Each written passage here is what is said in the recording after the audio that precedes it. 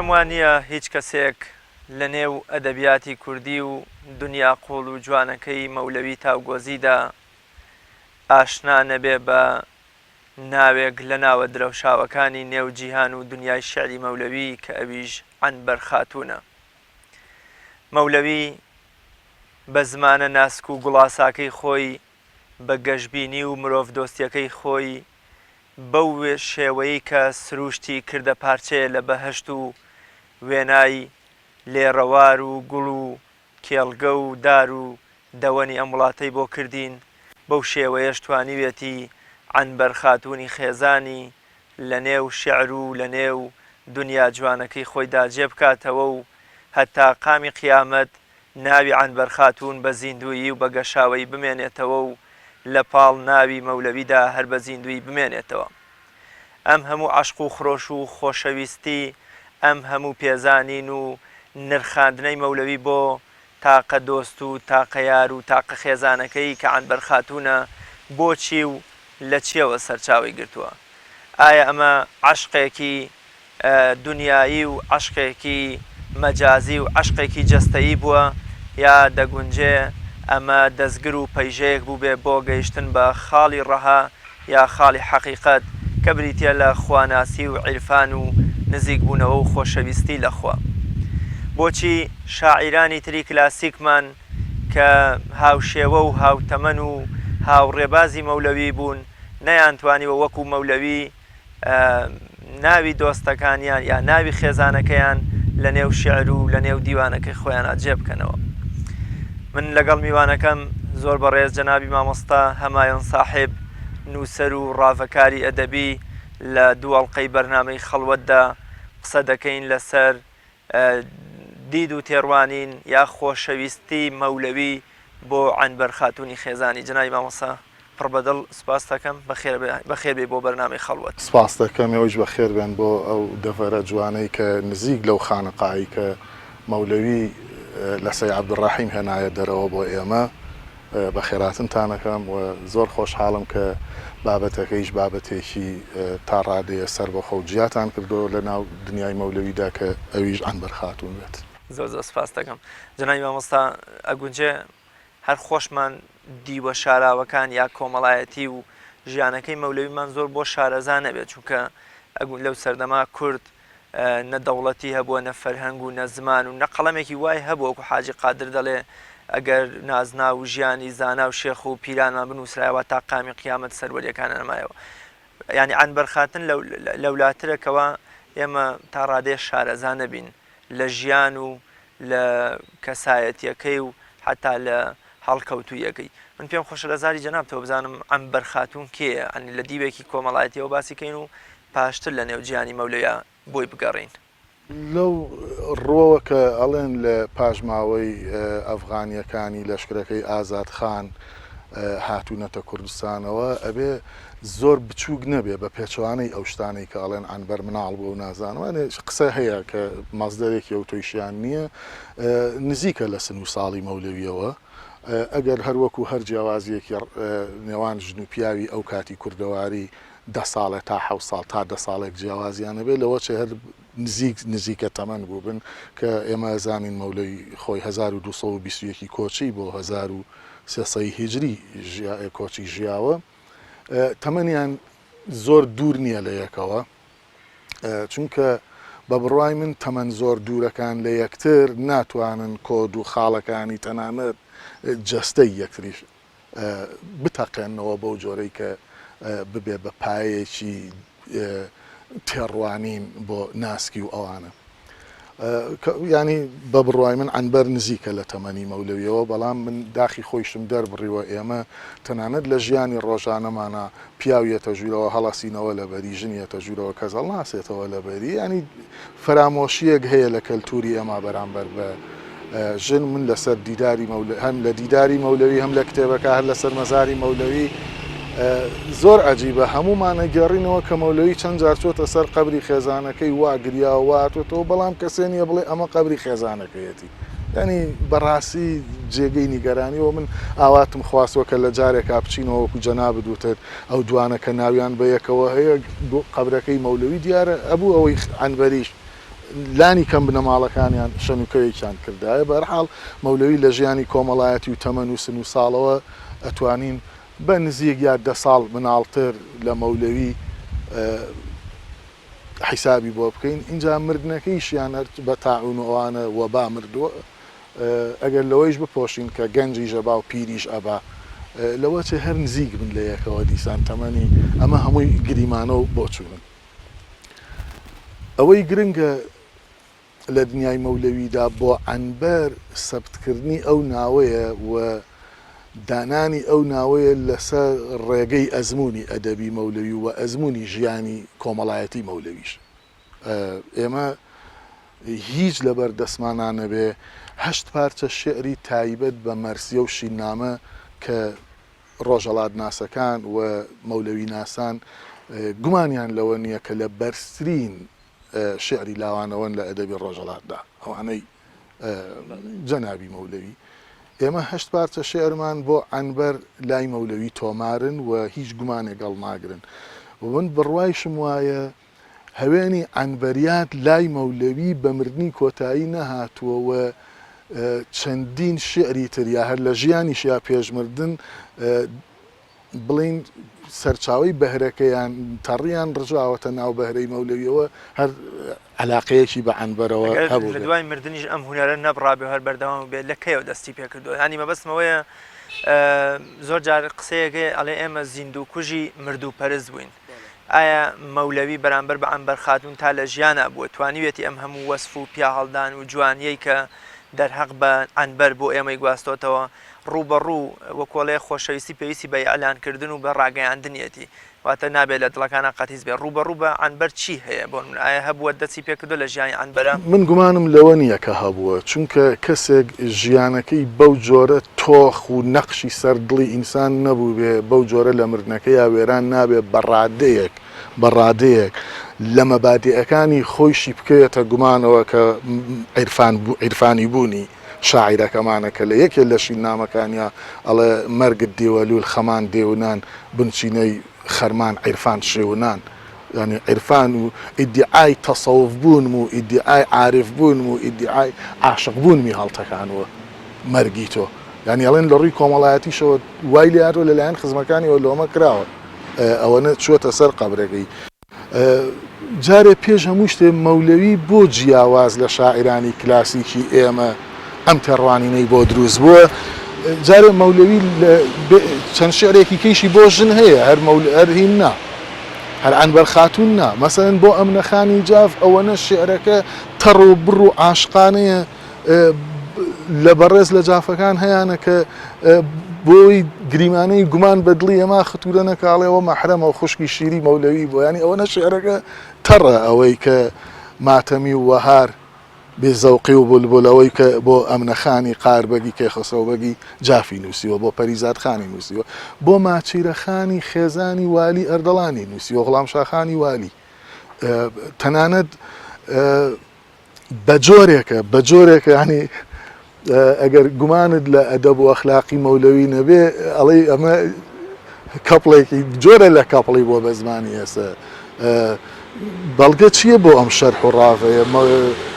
غوڵام شاخان داوەتی یەکاڵێ وەرە زەلانە دەیەمێ زەلان شوێنی گەشتی خانمی والی ئەردەڵان بووە هی ماچیرە بووە ئەو شوێنە ئەمیش ئەڵێ کاکە تۆ زەلان بیانوەکەی ئەوەیە لە تەشەیعبوونی ناوچەی ئەردەڵان مەولەوی وەفدی ڕێگری تەشەیعەکە بووە و پێی خۆش نەبووە بچێتە سەر زۆنگی تەشەیعەوە بچێتە ناو زۆنگی شیعەبوونەوە کە لە سەردەمی غوڵام شاخانە دەستی پێکردووە لە ئەمارەتی ئەردەڵانە بەڵام بیانوەکەی بیانوویەکی عاشقانەیە بەڕاستی ئەڵێ تۆ من داوە دەکەی بۆ زەلان شوێنی نیشتەچەی ماچیرەیە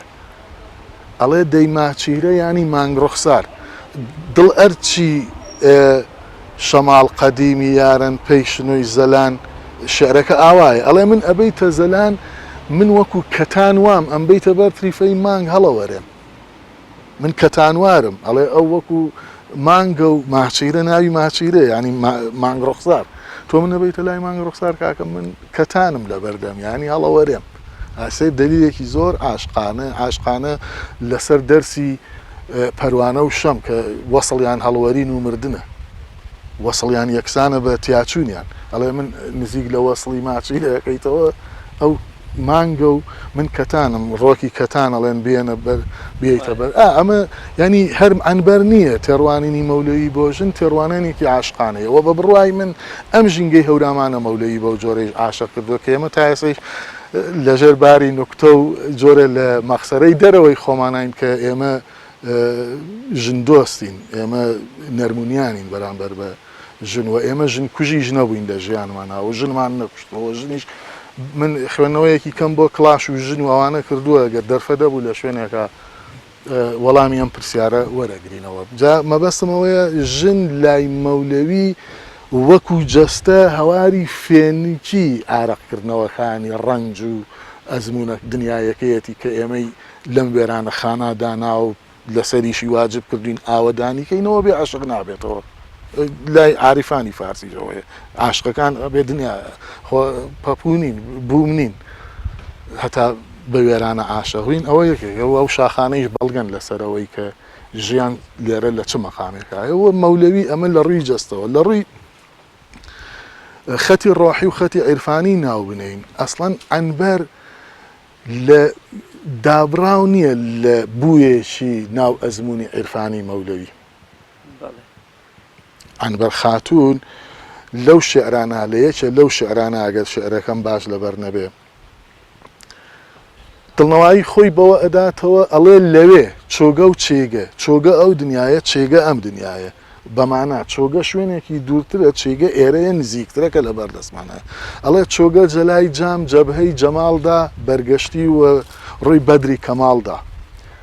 لەوێ حوقەی ڕاست شیرین کردەوە تامی سەفرای دەر لە بیر بردەوە شتێکی لەو بابەت ینی ئەو جەمسەرەی لە عەقیدەی مەرزیە بە ئەزەل و ئەبەد هاتووە جەمسەرێکی هێناوە لە عەقیدەکەی کتێبێکی عەقیدەیە جیاوازە لە شێعری بوون بڵێنەوە خەیاڵ و ئەوانە تێکەڵی بۆ کتێبێک عەقیدەی مەرزی هەمومان ئەیزانین لەوێ چۆن ئەزەل و ئەبەدەیە لە ئەنبەریش لەسەر خەتێکی عیرفانیە لای مەولەوی ڕێزگرتنی مەولەوی لە شکۆی ئەنبەر و لە کۆتایی نەهاتن بە ئەنبەر لە چوارسێ شوێنی شینەکانیا بە ئاشکرا ڕەنگی یاوەتەوە گەر دواییش دەرفەت بێ ئەتوانین شێعرەکان لە درێژەی هەڵخەکانی بکەین کەواتە مامۆستا لە قسەکانی جەنابتەوە تێگەشتم کە ئەنبەر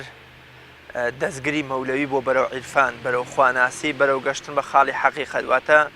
ئەنبەر تەنها پاڵنەرێکی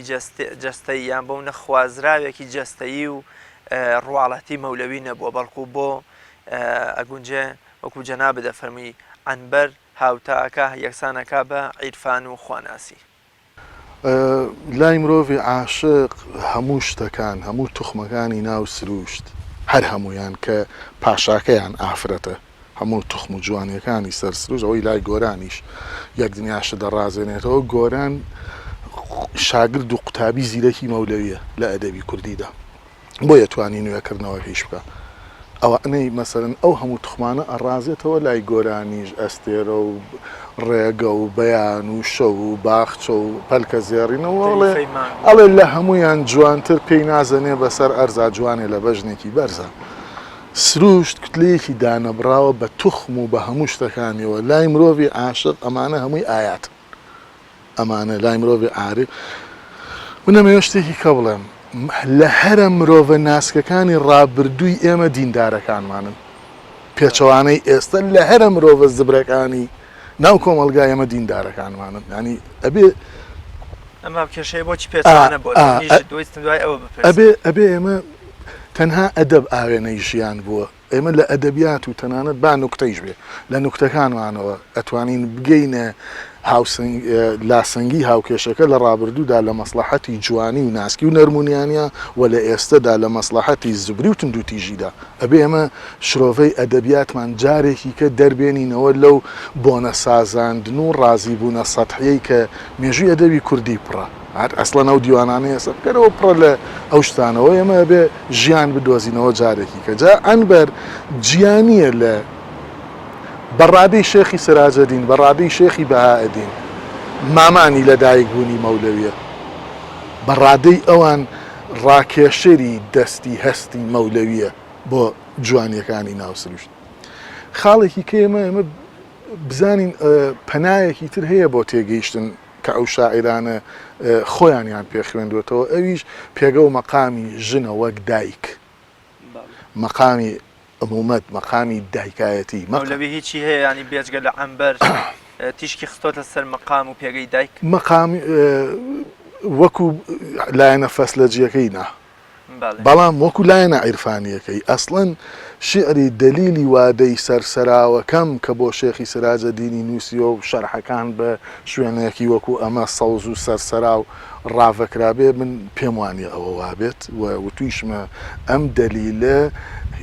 کاتی دەستگرۆیی لە دایکبوونێکە کە مرۆڤ ئەکەوێتە ژێر ژانەکانی لە دایکبوونی و پێویستی بە مامانێکەیە بۆەوەی درێژە بە ژیانی کەسی لە دایکبوونەوەی دووبارە کەسی زاوت کە چەمکێکە لای مەولەوی تەوەلودی دیگەر بەڵێ تەوەلودێکی تر. ئەمە ئەو دەلیلەی کە ئەو داوای ئەکاو بە شەو لەگەڵ یا بمێنێتەوە بۆ بەسەلامەت لە دایکبوونی جەنابی مەولەوی تاوگۆزیە لە ناوێکی کۆمەڵایەتی کە ناوی سەی عەبدوڕەحیمە. ئێمە کەس ناناسین ناوی سەی عەبدوڕەحیم بێ مەگەر بڵێن مەولەوی کێ، اینجا بڵێن مەولەوی ناوی سەی عەبدوڕەحیمە. مەولەوی لە سەی عەبدوڕەحیم بەم عیشقەوە لە دایک ئەبێ، بەم جوانی ئەم شوێنە زاویەکانی ئەو خانەقایی تەوێڵە کە ئەسڵەن ئەو ئەڵێ ئەبێ مەمنون بی ئەمری لە گۆشەیەکی ئەم شوێنانە کە بەدەر لەوەی دوایی شوێن و وێزگەکانی تەسەوفی ئێمە لە هەردوو تەریقەتەکە بە مەهزەلە و احترامم هەیە ئەزمموی گەندەڵی و جۆرێ لە سکپەروەری لە باتی ڕۆحپەروەری، جۆرێ لە دنیاگەری لە باتی دینگەری، ئەوانە بەجیا چاوپۆشیلەوە بکەین. لە ئەدەبیاتەکەەوە ئێمە تێگەین کە عەنبەریش هەمان ڕۆڵی هەیە، هەمان وەزیفەی هەیە. بە بەڵگەیەکی تر کە ئەوە ئەڵێم دوای ئەو لۆمەکردنەی خۆی ئەڵێ تۆ بۆ ئاواەکەی بۆ ئەم کەسەکە ناوی عەنبەرە و هۆشت بەلای عیرفانەکەتەوە بێ و ئەوانە لەیەکێ لە شێعرەکانیا بۆ عەنبەری نووسیوە تەویلی مردن ئەکات، خوێنەوەیەکی کە بە مردن ئەدات. مردن تەقریبەن لە ڕێگەی ئەفسانە خوێندنەوەکەوە هێزێکی گەورەتری پێەکە، هێزێکی گەورەتر ئەدا بە مردنەکە و ئەو مەلەکل مەوتەیش لای ئێمە بەو ترس و بیمەوە وێنەیەشی کەی پێەکە و هەر بە باخەوان ناوی ئەبە. زۆر ئەڵێ شێعرەکە تۆمەی سەر و خاڵ و نەوشە و سمبڵ شوێنی جەستەی عەنبەرە، لە خاڵی، لە کوڵمی، لە دەمی. ئەڵێ باخەوانی ئەجەل ئەمانەی ناشت ئەم تۆی کرد بە ژێر خۆڵەوە. بۆچی کردی بە ژێر خۆڵەوە؟ بۆ ئەوەی جارێکی کە جوانی وەکو عەنبەر تۆبڕ نەبێ. ینی عەنبەر ئەکاتە بە دایکانە تۆوی جوانی و ژیان، بۆ ئەوەی بۆ کێ؟ بۆ خۆیشی نا، بۆی لە ئایندەیەکی تراکە قەیسێ لە دایگە بێ لەیلایەکی هەبێ، مەجنونێ لە دایگە بێ لەیلایەکی هەبێ، فەرهادێ لە دایگە بێ شیرینێکی هەبێ. چونکە ناوە ئەفسانەیەک، ناوە داستانیەکانی ئەمە کۆدن. پێچەوانەی ئەوەی کە لە مێژووی ئەدەبی کوردی ئێمە مێژووی ژیانی هەر شاعیرێکە خوێنیتەوە وان لێ کردووە خەریکە ئیکەن بە ینی کەسێکی مەسەلەن شیرینیان بینی، ڕێحانیان بینی، گوڵەندامیان بینی، لەیلیان بینی، ئەڵێن سەیدی 4 دۆستیە بۆ 4 یاری هەبووە. هەر ئەمەنی کە لە شوێنێکە ئاڵێ ڕێحان، لە شوێنێکە ئاڵێ نیشار، لە شوێنێکە ئاڵێ گۆڵەندام، ئەو وانییە بە دڵنیاییەوە وانییە. ئەو ناوانە کۆدن، کۆدی داستانین بۆ بەیانکردنی حاڵ و وەزعی عاشق لەسەر ڕەنگی خۆیدا. ئەوە نییە من ناوی هەر شیرین و لەیل و زینێکم برد ئیتر من 4 ژنم خۆشویست وێ لەم ڕێگەیە. ئەڵێ مەولەوی ئەوانەی شارنەتەوە باخەوانی ئەجەل لە بنەتەوە جوانیەکەی عەنبەری گرتووە، خستوێتە ناو زەویەوە. ئەوە تەویلی مردنە بۆ جارێکی کە ئەگەر قەیسێ هاتە سەردەم چەمەن ئارایەکی هەبێ بەم جوانیانە، ینی سەوز ئەکاتەوە. عەنبەر جارێکی کە سەوز ئەکاتەوە و ئێمە نابینین لە شێعری کلاسیکیدا بەو جۆرە ڕۆڵی باخەوان درابێ بە مردن. چونکە باخەوان لە بیرمان نەچێت ئەوەیشی هەڵیە پاچێت لە خزمەتی جوانێ نەمامایە ئەوەیشی هەڵی لە پێناو جوانی لە پێناو نمایانی جوان لە پێناو تەجەلابووندایە کە خۆی تەجەلا بەشێکە لە دەرکەوتەی عیرفانی. مامۆستا من یەکەم شعری لاوانەوەی مەولەوی بۆ عەمبەر خاتوونە خوێنمەوە و پاشتری جەنابە دەگەر ئەوەی کا فەرمێ ئەی ڕۆشنی چەم تاکەی تەشریف بەر لێڵاوی سادەی هوناوەی هونکەر پەی چێش قیبلەکەم عەزمی سەفەر کرد سێڵاوی دووریش ڕیشەی هەستیم بەرد بینایی وەڕاست دڵەی پڕدەردم ئای چەند سەرسەخت بیم لوای نەمەردم بڵێسەی کوورەی هیجرانی باڵات گەرمی مەحرومی تۆزەکەی پاڵات ئایردان بەیتەور مۆبەت سەرای دڵ یادەکەت مەندەن پەی مەسکەن خەجڵ دڵە وەبادەی وەسڵش بادیبی دەماغت نە ئەوج برجی شادیبی هیجرانی باڵاش وە هیچ مەزانای وێت ساحیب سەبر تاقەت مەوانای سائیسە هات دەرد دووریش ئاوەر جۆش سەبر دەرم ئازان بنمامشمش. پێم خۆشە بزانم مەولەوی بەم زمانە جوانە چۆن ئەمە یەکێکە لەو شێعرانەی لە شیوەنی عەنبەر نووسیوێتی و لە دیوانەکە لێکدانەوەی هەنێ شوێن کراوە بەڵام بە گشتی شێعرەکە ئیشکالیشی تێدایە. من پێم وایە مەولەوی چاوی بۆ بینینی عەنبەر ویستوە دوعای کوێربوون لە خۆیەکە کوێریش بووە ئەی ڕۆشنی چەم تاکەی تەشریف بەر بڕۆ لام مەمێنە کە ئەمە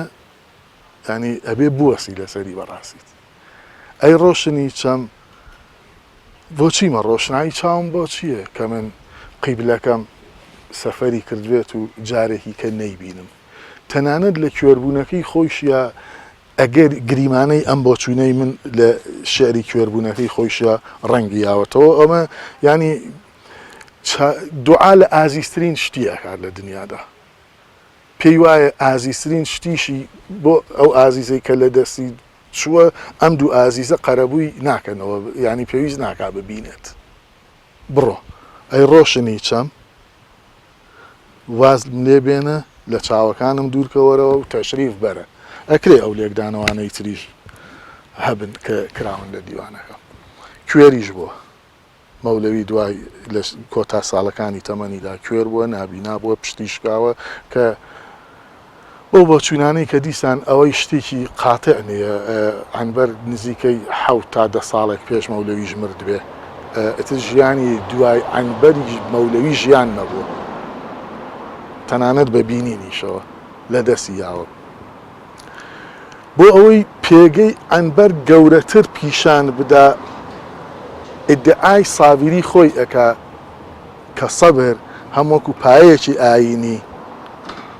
هەموەکو پایەکی ئاینی زۆر جەختی لەسەر کراوەتەوە لە قورئانە و لە مصیبەتی مەرگیشە تاکە شتێک تاکە قەڵایەک کە مەرێک بتوانێ مقاومی مەرگکە سەبرە هیچی تر نییە دەی ئەم ئەڵێ ئیدعا دەکرد کە تۆ سابیری ئادەی سەبرت ئازایە شنوەیەکی خۆی بنوێنێ بزانم هەر هیچی ماوە لە ئەخیری شێعرەکە ها ئیسە ها دەرد دووریش ئارد جۆش سەبر دەرامان ئەرئازان بمان و شنۆش ئادەی شنەیەکمان بۆ هەڵکا بۆ سەبووری ئەگەر سەبرت ئازایە ئەوە یەکێکە ئیتر ئەمە بڵێسەی کوورەی دووری و گەرمی و ئایردان بەو تۆر مۆبەت سەرای دڵ چۆن کاروان سەرا هەیە ڕووبەرێکی گەورەتر بۆ شوێنمان پیشانەیە ئەمیژ دڵی ئەکا بە محیبەت سەرا ینی نەک کونج شوێنێ ئەڵێ حەزەکە قافڵەی هەرچی خۆشەویستی لە مۆبەرسەرای دڵی منە بارخەن باری خۆشەویستی بە هەزار بار لە مۆبەرسەرای منە خراپێ ئەڵێ دووری تۆ ئاگری پێوە ناون ینی شوێنێکم نەماوە بۆ ئەوەی باری خۆشەویستیش لە محیبەت سەرای دڵی منە لێک باری خۆی بخات دڵەوە بادەی وەسڵش بادی بێ دەماخت نە ئەو برجی شادی بێ ئەمن یەکێکە لەو شتانەی کە ئەکرێ خەڵکی ئێمە یا خوێنەری ئێمە یا بەڕێزان لە ڕەگەزەکەی تری ئێمە کە خوشک و دایک و ژنی خۆشەویستی ئێمە ئەمە بکەنەوە بە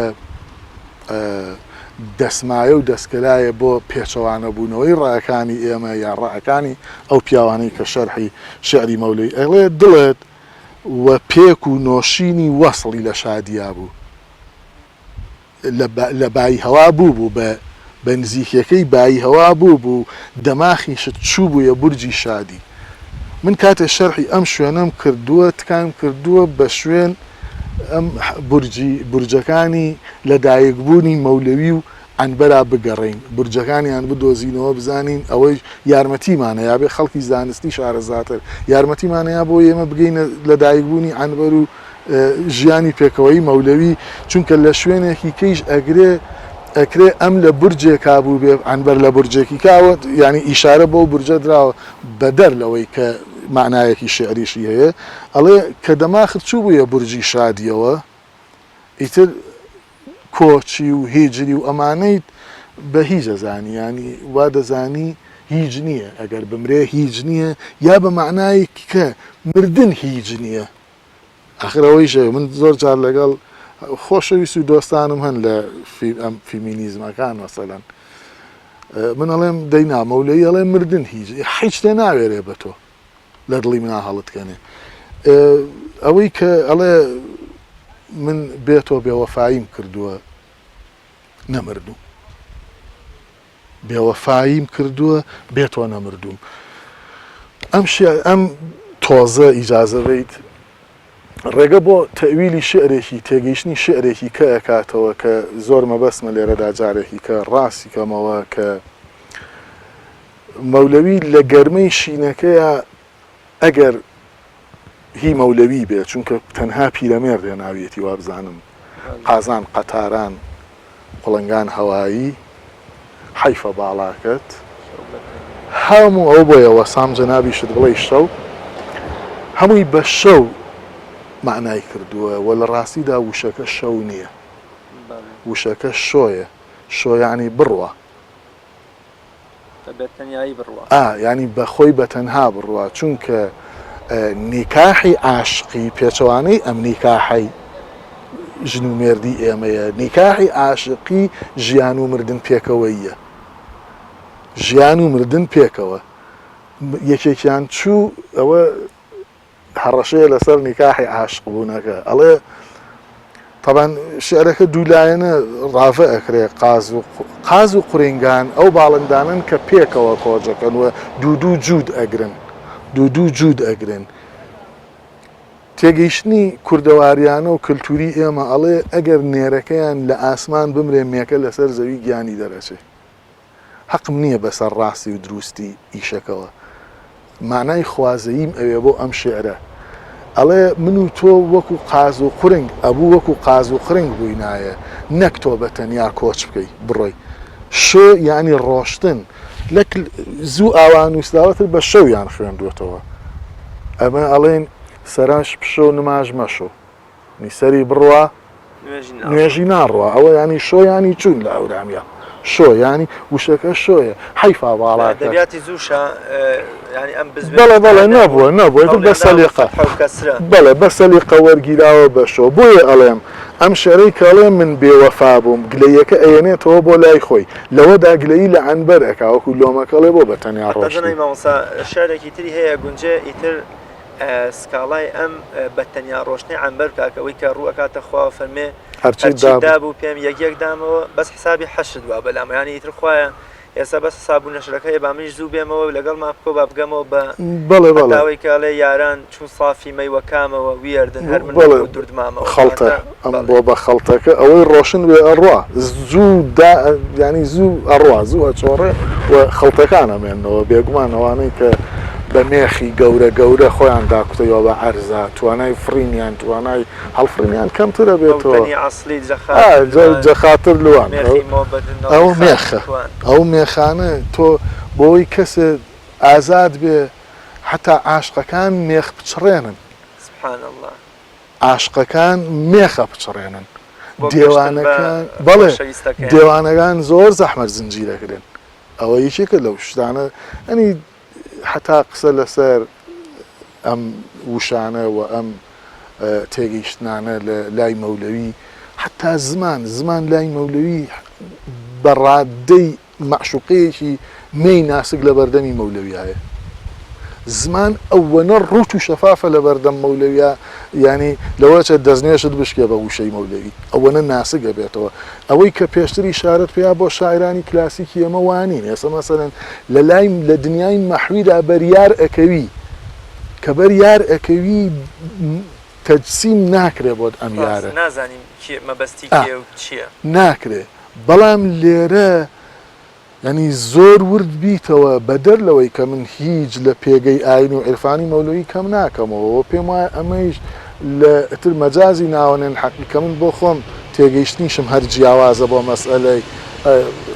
عیشق و جیاوە ئەسڵەن ئەمە تەمارینە ئێمە ناتوانین بێژن خۆشویستن خۆمان خۆش بێ من خۆم ناتوانم پێم وانیم شاعرانەیش توانی بێتێن هەر تیپێک و یاری چیەک بێوێ یاریەکی باش بکات و هیوای بەبردنەوە بوو بێ چەند ڕۆژێ پێشتر تەمرینەکە دیکاکەم دنیاە تەمرینە لای ئەمانە بەڵام دووشت هەیە کە عاشقی ینی سەردەمی عیشق یا مەوتەنی عیشقی ئەوان لە مەوتەنی عیشقی ئێمە جیا ئەکاتەوە بەڕاستی تەهارەت و پاکێتیە ئەمنیەتێ لە لای ئەمانە هەست پێ ئەەکەی لووتکەی چێژوەرگرتنێ هەست پێ ئەەکەی ئەسڵەن بەرەڵایی ناتوانێن نزیکی تخوبەکەی بکەوێتەوە ئەوە جیاوازیەکەی ئەجینا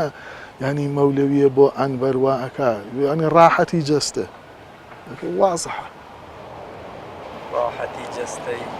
ینی وازحە ئێمە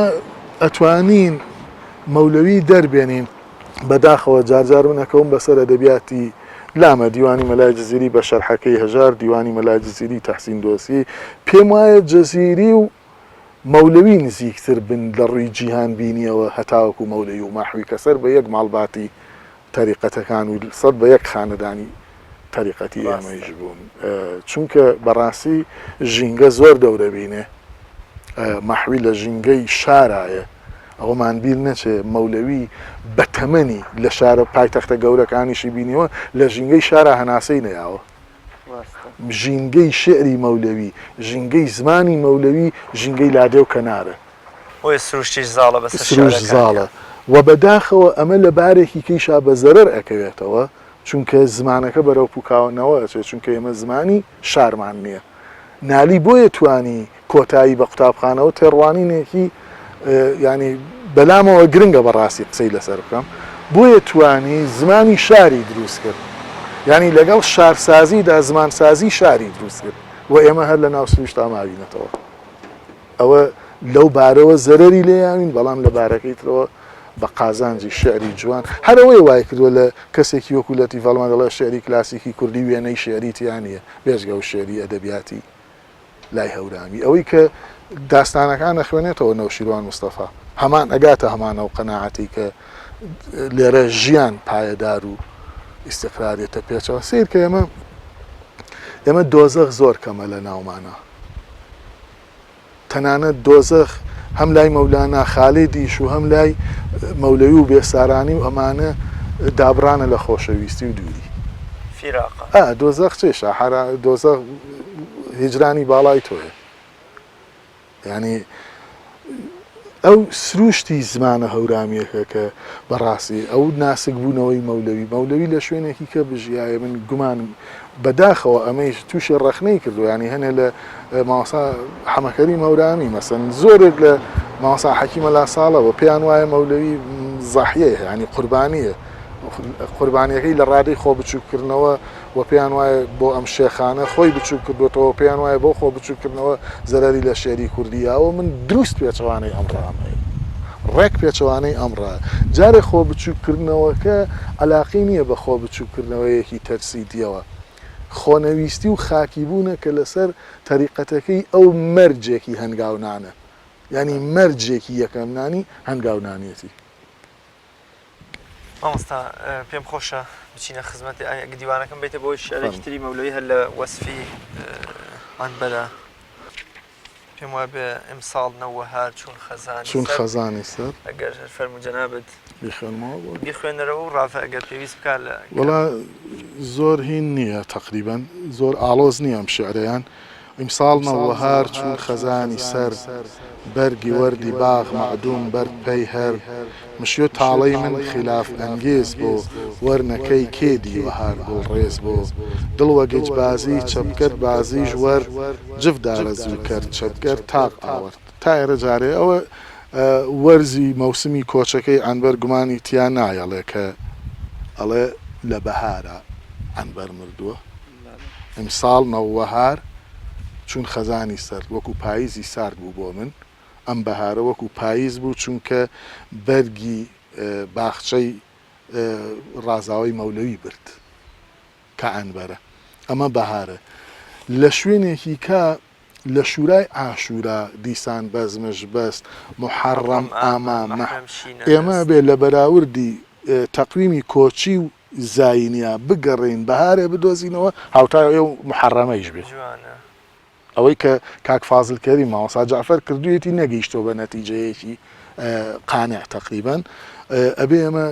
زۆر ورد بینەوە دیسان لەوەوە بگەڕین بە شوێن هەر شتێکە لە زاویەیەکە لە سوچێکە بیدۆزینەوە ئەو تێبینیەکە لێرا حەزم کرد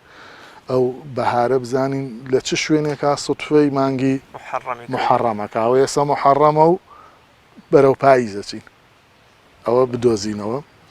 ئەڵێ ئەبێ شانس و بەخت و ناوچاوی من پێچەوانە بوو بێتەوە ئەگینا کێ بینیوێتی لە بەهارە گوڵ بوەرێ خەزان بێ ینی من بەختەکەم دڵوە گەجبازی چەپگەر بازی ژوەرد یاری تاوڵە هەیە زار هەڵەیەیت دنیا و مەولەوی ئەگەر لەسەر مێزی تاوڵە تاوان هەمیشە عاشقەکە دۆڕاوە لەم یاریە لێرە ئەڵێ زارەکەم جووتی ئەویست بیهێنێ بۆیە دۆڕام ئەو تاکی هێنا ئەو ینی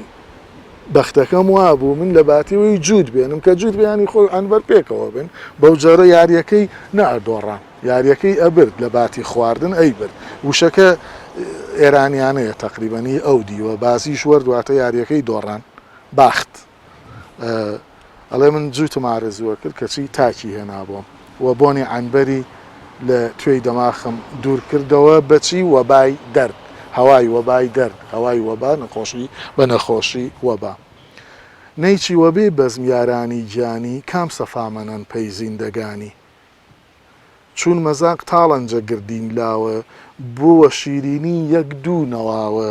یەکێ یەکجاری تاونۆمەوە ئەو یەکلاونۆم یاونۆمەوە دوو ئالەتی مۆسیقایش دیسان لە ئەزمموی مەولەویدا تەنانەت شەخصیاتی ئامێرەکانیش دیاریەکە مەولەوی نەی بە باڵا سەمتور بە سینە سنتور هەسەیرێکی ئەڵێ قەفەزەی سنگە خۆی ژێوینەکانی ئەڵێ سنتوری سینەم وەزایەڵی بەرز مەژەن و نەوای دووری 200 تەرز سنتوری لێریش ئەڵێ نەیچی ئەو کەسەیە کە هەمیشە لە ڕێگەی تالوکە و ناڕەحەتیەکانی مرۆڤی عاشق یا مرۆڤی عارفدا وە فریاد ڕەسە وە فریا ئەکەوێ بەچی ڕۆح بە مۆسیقا گەشە ئەکا باڵا ئەکا و نەشونما ئەکا ئەڵێ وەرە بە دوو مەقامێک بۆ لێ بدە با یەکێکیان تاونۆمەوە ینی عەدمم کە ئەوی تریشیان یاونۆمەوە ینی بمگەیەنێتەوە کە ئەو لە پێشمەوە ڕۆشتووە من بگەیەنێتەوە بەو ینی من ئەو مەقامەوەم چونکە مۆسیقا خۆراکی ڕۆحە توێشویە ئەتوانی لە ڕێگەی سەفەرەکە تا هازی هەنگاونانت پێوە بۆیە ئامادەی زۆرەوە من لە پێشەکی بەرگی یەکەمە ڕەخنەیەکم لە ئەحزابە ئیسلامیەکان لە سەردەمی سەحوەی ئیسلامیدا کە شایەتین هیچ مبالغە و لە پێناو هیچ لایەنێکی کە ئێمە ئەم قسانە ناکەین لە ڕاستیدا ئێمە تووشی خەفەقان بووین وەڕاستی تووشی کەپت بووین گۆرانیمان فەرامۆش کرد مۆسیقامان فەرامۆش کرد لاوانەوەمان فەرامۆش کرد نەمان ئەوێرە ڕاستیەکەی وە بە خۆشبەختانە ئێسەوانیە هەر خۆیان گەیشتونەتەوەکەن ئێمە ئەبێ دەست بەرینەوە بۆ مەصدەرەکانی نەشونمای ڕۆحیمانەگینا کۆمەلگا داغان بووە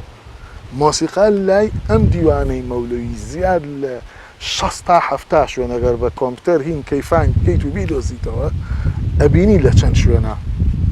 حتا مەولەوی یەکێکە لەو شاعرانەی لە زۆربەی زۆری غەزەلەکانیە داوا لە گۆرانی بێژەکڵێ مطرب مۆغەنی نەیچی دەفساز دەروێش سادەروێش کەفێ بڵە ڕەنووی دەف گیان منتەزیرن آخر لە هیچ لە هیچ کۆمەلگایەکە گیان ناتوانی خەفەقانکەی منتەزیری مۆسیقایە گیان منتەزیرن پەرێ ڕێزەی دەف مۆسیقال لە هەواری گەیشتنی مەولەویدا فریاد ڕەسێکی گیانەیە فریاد ڕەسێکی گیانیە ڕۆحی پێ نەشونماکە بە شەرت ئێمە ئەوەی ژەزانین لە تەریقەی نەقشبەندیدا ئەوە نە ڕێپێدرا و نەبووە سەما ڕاستە هەر خۆی لە شوێنێکی شەهر ئاماژەی پێکڵێ وەرن باهی نەقشی لابین و نازانم چی ئاهەنگێکی تر ئەمانە بە شەرتێ ئەوە نە ڕێپێدرا و نەبووە زۆر ڕازگۆیانە عاشق بوون لەگەڵ ژیان و بێ ئەو ژینگە و ژن و زمان و مۆسیقاکەیان مامۆستا لە کۆتایی ئەڵلقەی یەکەمی بەرنامەکە هەندێک شعر یا کورتە شعری مەولەوی هەن کە تا ڕادەی خیتابە ئەگەر قەرار بێ ئەمە هی مەولەوی بێ و بۆ عەنبەر خاتوونی وتێ من پێم خۆشە لە پێنج خولەکێکا باسی ئەمانە بۆکەی بۆ نمونە یەکێ لەوانە کە ئەوەی کە دەڵێ هەر مانگێنەوە بۆ حاڵم پەشێوەن چون هیلال شێوەی ئەبرووی تۆش پێوەن یان بۆ نمونە دەڵێ ئەچێ عەنبەرە بینێ لە نێو دەوار و دەوارنشینیەکان ئەوەی کە بە مووی بزنی ڕەش کراوە پەردەی گوتینەکە گۆشەی سیاماڵ چون مانگجە گۆشەی ئەوری سیاوانی وێنایەکی زۆر جوانی ڕوخساری سپی عەنبەرەکە لە نێو پەڵە هەورێکی ڕەشی چڵکنە هاتبێتە دەرەوە یان بوونەوەی دیکە کە دەڵێ ئەچێ بۆ خوازبێنی عەنبەر داوای پەرداخی ئاو یام جامێ ئاودۆکە ئەویش کە بۆی دەنێ دەڵێ فەرم و خاڵۆ ئەویش ئەو شارە بەناوبانەکەی خۆی کە لە دیوانەکەی هەیە من نازانم تا چەنەمەی مەولێ پێم خۆشە ئەم سێ شعرەی کەم باسم کردن جۆرە لە خیتاب و قسە لەگەڵاکردنی عەنبەرەواتە شین و واوەیلای دوای مەرگ نییە ئەم سێ شعرە جەنابەت تا چەند هی مەولەوین و